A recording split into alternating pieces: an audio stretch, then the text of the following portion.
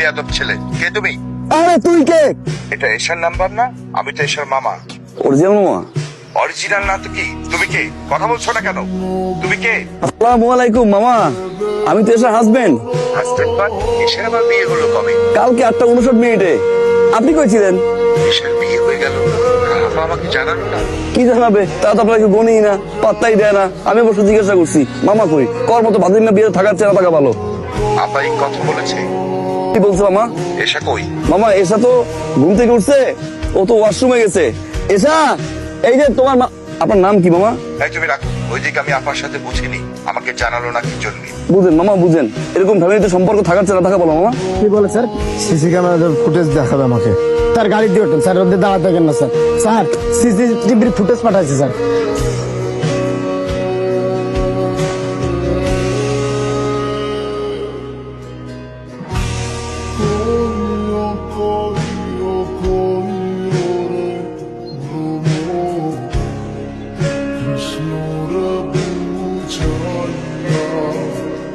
Sir আমি কি করছি স্যার? আব্বা? কি আব্বা বলেন? বাবা তুমি কোথায়? আমি পার্কে আছি। কেন আব্বা? পার্কের কোন পাশে, উত্তর পাশে না দক্ষিণ পাশে?